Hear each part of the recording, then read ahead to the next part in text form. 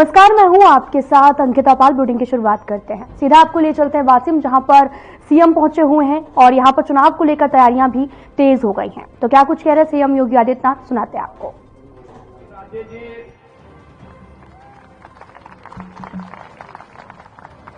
राष्ट्रीय क्रांति पार्टी के जिला के अध्यक्ष श्री चंद्रकांत ठाकरे जी, भारतीय जनता पार्टी के वासिम के प्रत्याशी श्री श्याम भाऊ खोड़े जी,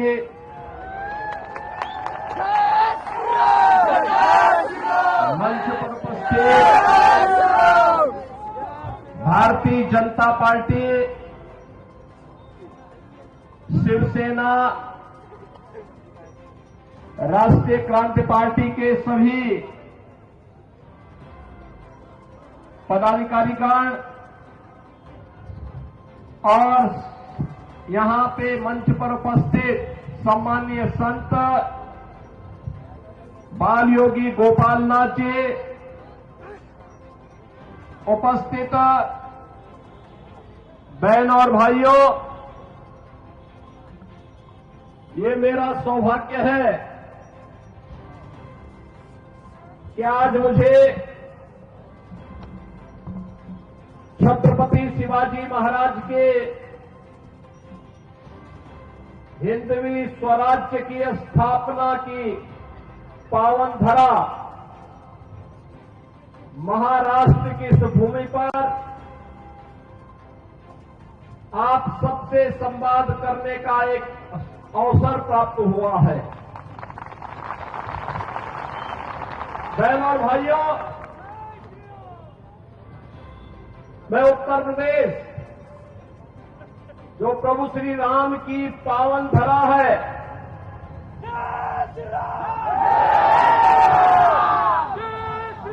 लीलाधारी भगवान श्री कृष्ण की पावन धरा है, बाबा विश्वनाथ की पावन धरा है। उस पावन धरा से शौर्य और पराक्रम के प्रतीक हिंदवी स्वराज के संस्थापक छत्रपति शिवाजी महाराज के इस पावन धरा पर मुझे महाराष्ट्र के अंदर इस विधानसभा चुनाव के समय आपसे संवाद करने का एक सौभाग्य प्राप्त हो रहा है। मैं इस अवसर पर आप सबका हृदय से अभिनंदन करता हूं, मैं स्वागत करता हूं।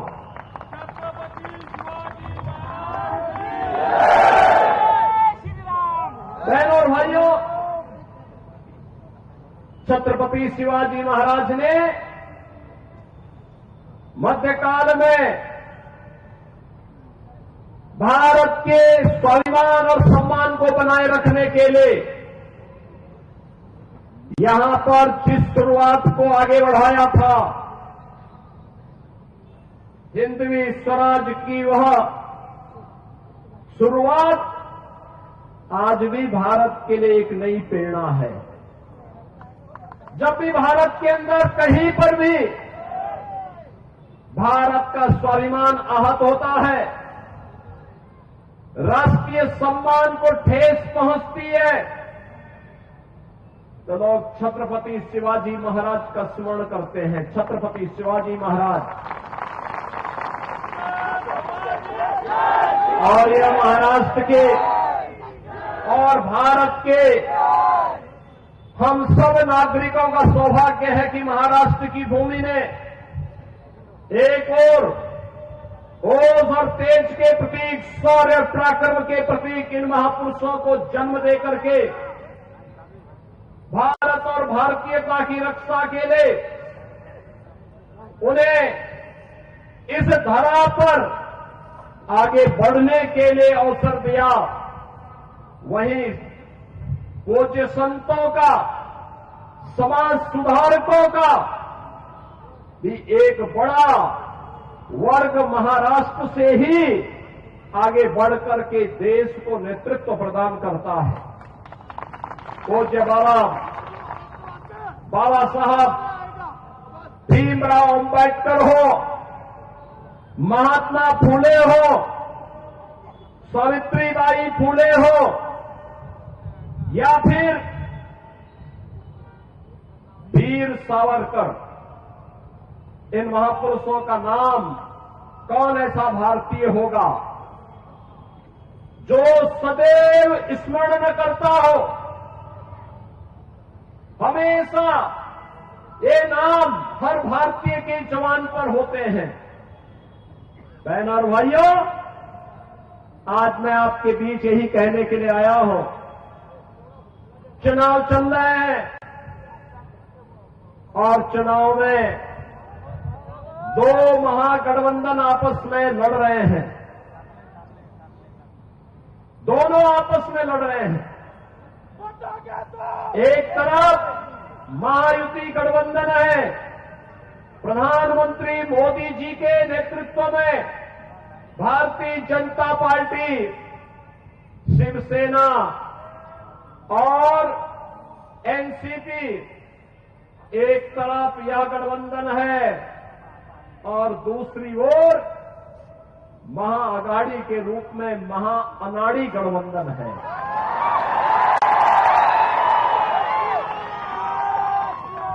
मैं इसे महाअनाड़ी इसलिए कहता हूं, अनाड़ी का मतलब जिसे देश और धर्म की चिंता न हो,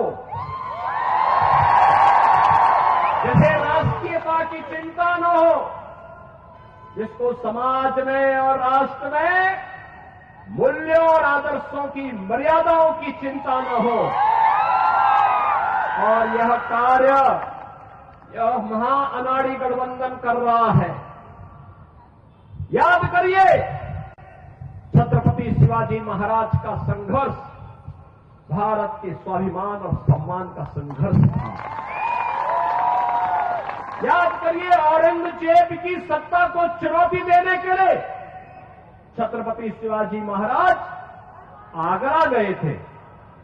आगरा में हमारी सरकार ने वहां एक मुगल म्यूजियम बन रहा था। जब मैं मुख्यमंत्री बना, लोगों ने कहा इस म्यूजियम का नाम मुगल म्यूजियम है। मैंने कहा क्या इसमें होगा? कहा औरंगजेब से जुड़ी हुई स्मृतियां रहेंगी। मैंने कहा औरंगजेब से क्या संबंध है तुम लोगों का? क्या संबंध है? यह एक विदेशी आक्रांता था। हमारा संबंध छत्रपति शिवाजी महाराज से है। इस म्यूजियम का नामकरण छत्रपति शिवाजी महाराज की स्मृति में होना चाहिए। छत्रपति शिवाजी म्यूजियम होगा।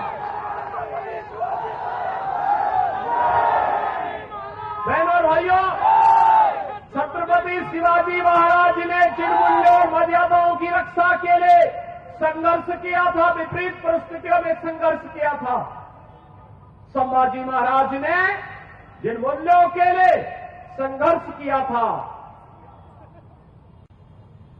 जिन अभियानों को लेकर के कभी त्याता टोपे ने देश की स्वाधीनता के संघर्ष को आगे बढ़ाया था, आज उसी संघर्ष में हम भी उससे प्रेरणा प्राप्त करके अपने देश और अपने समाज के लिए कुछ कर सके, यही कहने के लिए आज मैं आपके पास आया हूं।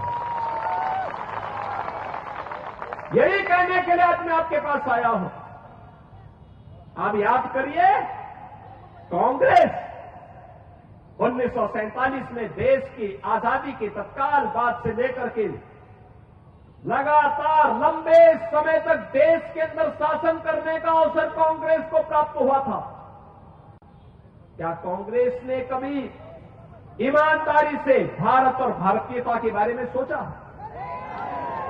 ये वही कांग्रेस है जिसने बाबा साहब भीमराव अंबेडकर का अपमान किया था। ये वही कांग्रेस है जिसने बाबा साहब भीमराव अंबेडकर को चुनाव में परास्त करवाया था।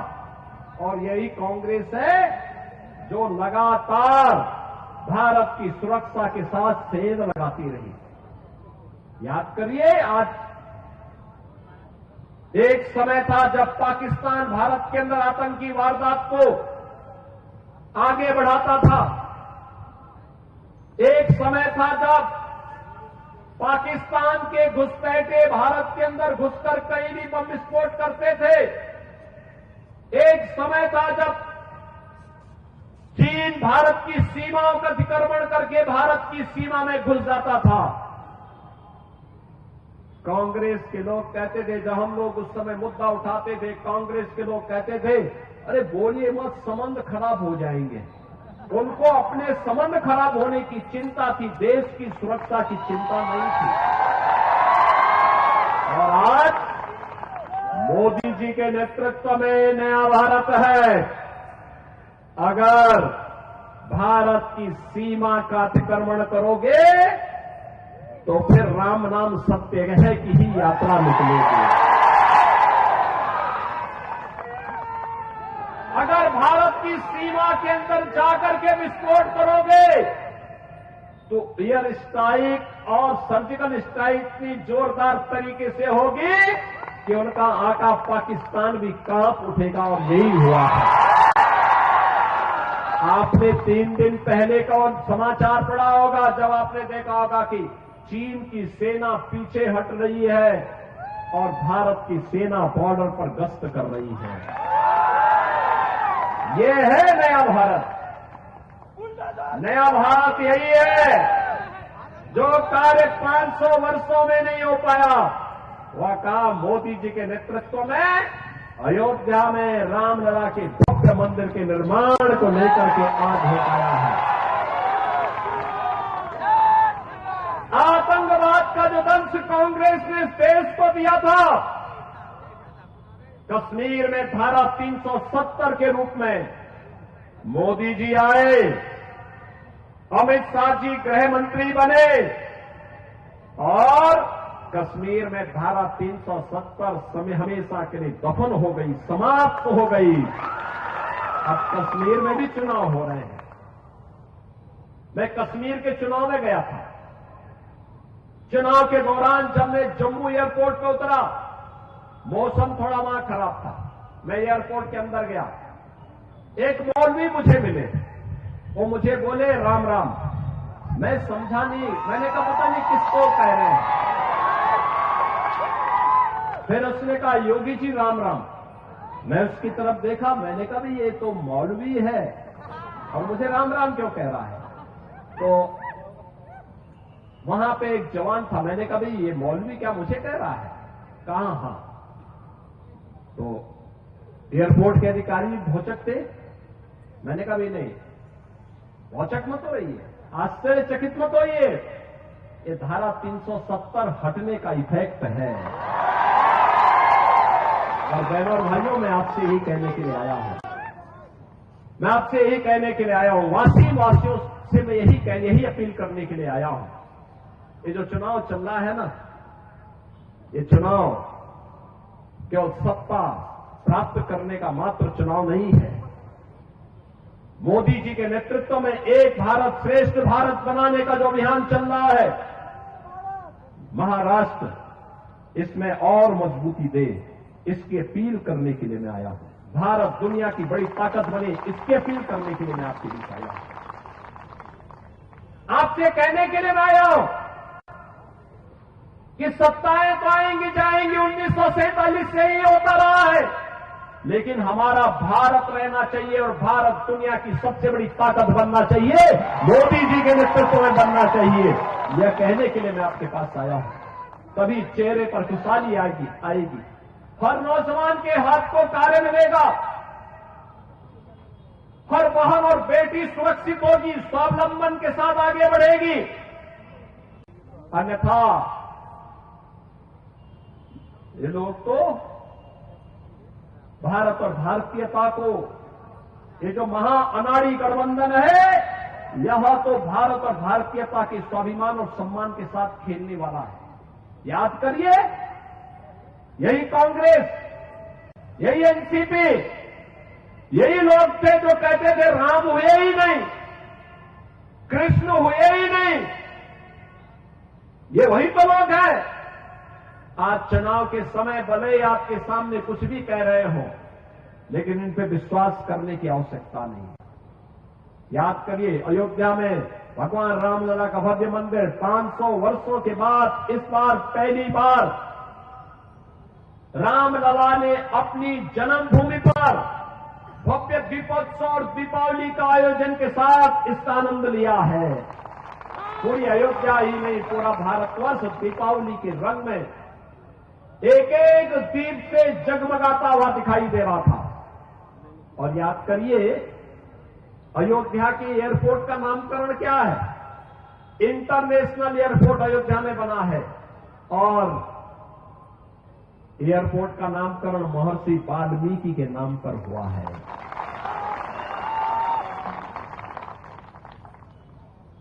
वहां पर यात्री विश्रामालय जितने बने हैं, इन यात्री विश्रामालयों का नामकरण निषाद राज के नाम पर हुआ है। निषाद राज, भगवान राम जब वन के लिए प्रस्थान कर रहे थे, बहनों और भाइयों, निषाद राज ने सबसे पहले प्रभु राम को अपने राज्य में शरण दी थी। कहा था कि आप हमारे राज्य में रहिए, आप यहां के राजा रहिए, मैं आपका सेवक के रूप में काम करूंगा। लेकिन भगवान राम ने कहा नहीं, मैं पिता की आज्ञा का पालन करने जा रहा हूं।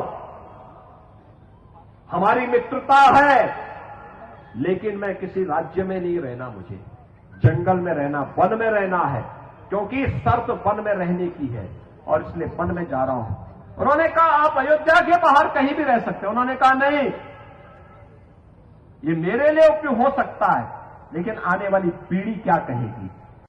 और बहनों और भाइयों, मैं आपसे यही कहने के लिए आया हूं, प्रभु राम निषाद राज के साथ मित्रता तो निभाते हैं, लेकिन उनके राज्य में राज का सुख नहीं भोगते। उन्होंने सुग्रीव को सत्ता दिलाई, लेकिन सुग्रीव की सत्ता का सुख नहीं भोगा। उन्होंने विभीषण को रावण की लंका दी, लेकिन एक भी दिन राजमहल के अंदर नहीं गए। यह है प्रभु राम का प्यार, यह है भगवान राम का आदर्श। और आपसे यही कहने के लिए आया हूं, इसीलिए राम हम सबके रग रग में है, हमारी जवान पर है। उड़ते बैठते जागते सोते हंसते रोते एक नाम अनुस्मरण करते हैं, वह नाम होता है राम का, वह नाम होता है जय श्री राम का। और इसीलिए बहनों और भाइयों, जब अयोध्या में रसोई बनाने की बात आएगी, रसोई का नाम जहां पे यात्रियों को शुद्ध सुस्वादु भोजन मिल सके, ये किसके नाम पे हो? तो तब ये नाम आया, यह नाम कोई और नहीं, माता सबरी के नाम पर होना चाहिए। क्योंकि वनवास कालखंड में भगवान राम के साथ किसी ने उन्हें बेर खिलाए थे, तो माता सबरी थी। माता सबरी के बेर आज भी लोग स्मरण करते हैं। हम सबके लिए आदर्श और श्रद्धा के पात्र बन गए। बहनों और भाइयों, याद करिए, मोदी जी के नेतृत्व में नया भारत मजबूती के साथ छत्रपति शिवाजी महाराज, बाबा साहब भीमराव अम्बेडकर के आदर्शों को लेकर के आगे बढ़ रहा है। ये नया भारत न टिकता है, न झुकता है, न पीछे हटता है। ये नया भारत के 140 करोड़ लोगों की समृद्धि के लिए, उनकी सुरक्षा के लिए, उनकी खुशहाली के लिए पूरी प्रतिबद्धता के साथ कार्य कर रहा है। और महाराष्ट्र की भूमिका इसमें अत्यंत महत्वपूर्ण होने वाली है। और इसीलिए आप सबका आह्वान करने के लिए मैं आज यहां पे आपके बीच आया हूं। अयोध्या में जब प्रोग्राम किए, भव्य मंदिर में रामलला विराजमान हो रहे थे, तब प्रधानमंत्री मोदी जी ने एक बात कही थी। तब उन्होंने कहा था, तब उन्होंने एक ही बात कही थी, ये तो शुरुआत है, शुरुआत। केवल अयोध्या ही नहीं, अब तो हम काशी और मथुरा की तरफ भी बढ़ चुके हैं। और मैं आपसे कहने के लिए आया हूं, यही कहने के लिए आया हूं, कि बहनों और भाइयों, छत्रपति शिवाजी महाराज ने जिस दुष्ट अफजल को मार गिराया था, उसके नाम पर औरंगाबाद का नाम होना, याद करना, इसको हटना ही चाहिए। संभाजी नगर के रूप में उसको पहचान मिलनी ही चाहिए। छत्रपति शिवाजी महाराज का संघर्ष हो या संभाजी महाराज का, हमें नई प्रेरणा देता है। और छत्रपति शिवाजी महाराज हम सबको एकजुट करके लेके गए थे, हर भारतवासी को अपने साथ जोड़े थे, अपने सेना का हिस्सा बनाए थे। छत्रपति शिवाजी महाराज जिस एकजुटता का प्रदर्शन करके हिंदवी साम्राज्य की स्थापना किए थे, आज उसी का आह्वान करने के लिए, उन्हीं से प्रेरणा लेकर के मैं बार बार आपसे कहता हूं कि बंटिए मत। उन्हीं से प्रेरणा ग्रहण करके मैं आपसे कहता हूं, बंटिए मत, क्योंकि जब भी बटे थे तो कटे थे।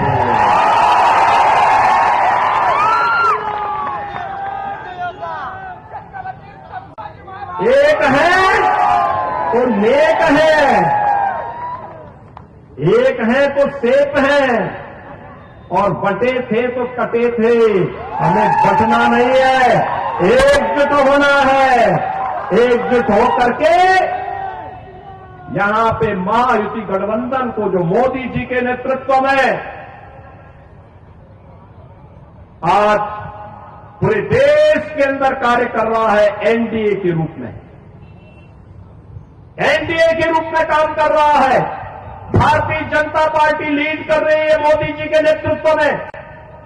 ऐसे ही महाराष्ट्र के अंदर ये महाअनाड़ी गठबंधन को हराना है और भारतीय जनता पार्टी के नेतृत्व में महायुति गठबंधन को, एनडीए के प्रत्याशियों को विजयी बनाना है। और इसी के अपील करने के लिए आज मैं आपके पास आया हूं। श्री श्याम बाबू खोड़े को वासीम से भारतीय जनता पार्टी ने अपना प्रत्याशी बनाकर के आपके बीच उतारा है। श्रीमती भावना ताई गौली को रिसोर्ट से, मालेगांव से प्रत्याशी बनाया गया है। श्रीमती सईताई दहाके को करंजा से प्रत्याशी बनाकर के आपके बीच उतारा गया है। आप सबका आशीर्वाद इन प्रत्याशियों को प्राप्त होगा। हाथ खड़ा करके थोड़ा जोरदार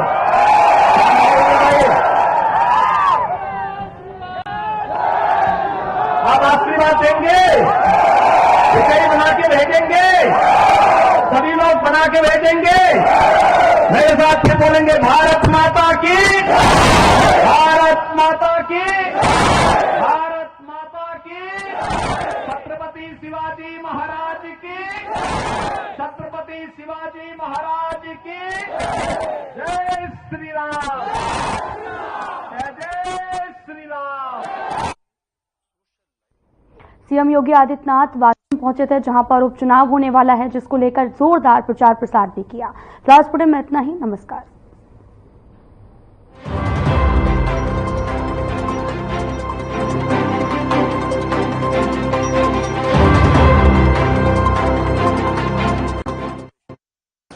बेस्ट चैनल हेड श्री